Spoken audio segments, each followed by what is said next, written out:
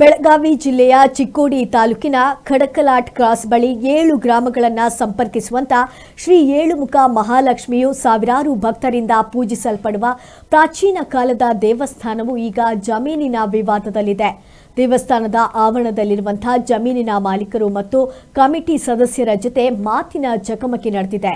ನಮ್ಮ ಜಮೀನಿನಲ್ಲಿ ಶ್ರೀ ಏಳುಮುಖ ಮಹಾಲಕ್ಷ್ಮಿ ದೇವಸ್ಥಾನವನ್ನ ನಿರ್ಮಿಸಲಾಗುತ್ತಿದೆ ಎಂದು ಹೇಳ್ತಾರೆ ಮತ್ತು ದೇವಾಲಯದ ಆವರಣದಲ್ಲಿ ಯಾವುದೇ ಅಭಿವೃದ್ಧಿ ಕೆಲಸ ಕಾರ್ಯಗಳಿಗೆ ಅವಕಾಶ ಇಲ್ಲ ಅಂತ ಆರೋಪಿಸುತ್ತಿದ್ದಾರೆ. ಆದ್ದರಿಂದ ಅದನ್ನು ರಕ್ಷಿಸಲು 7 ಗ್ರಾಮದ ಸಾವಿರಾರು ಗ್ರಾಮಸ್ಥರು ಹಾಗೂ ಭಕ್ತರು ಮುಂದಾಗಿದ್ದಾರೆ. ದೇವಸ್ಥಾನದ ಒಂದು ಜಮೀನು 3 ಎಕರೆ 28 ಗುಂಟೆ ಇದೆ ಎಂದು ಹೇಳಿದರು. ಜಮೀನಿನ ಮಾಲೀಕರ ತಂದೆಯವರು ನಮ್ಮ ದೇವಸ್ಥಾನಕ್ಕೆ ಜಮೀನು ಕೊಟ್ಟಿದ್ದಾರೆ ಎಂದು ಹೇಳಿದರು. ಈ ದೇವಸ್ಥಾನ ಖಡಕಲಾಟ್ ಗ್ರಾಮ ಪಂಚಾಯಿತಿ ವ್ಯಾಪ್ತಿಯಲ್ಲಿ ಬರ್ತದೆ.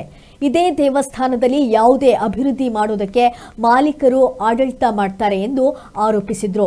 ಇದಕ್ಕೆ ಸಂಬಂಧಪಟ್ಟಂತ ಅಧಿಕಾರಿಗಳು ಎಸಿ ತಹಶೀಲ್ದಾರ್, ಗ್ರಾಮ ಪಂಚಾಯಿತಿ ಅಭಿವೃದ್ಧಿ ಅಧಿಕಾರಿಗಳು ಹಾಗೂ ಸಂಬಂಧಪಟ್ಟಂತ ಪೊಲೀಸರು ನಮಗೆ ನ್ಯಾಯ ಕೊಡಬೇಕೆಂದು ಮಾಧ್ಯಮದ ಮುಂದೆ ತಮ್ಮ ಅಳಲನ್ನ ತೋಡ್ಕೊಂಡ್ರು.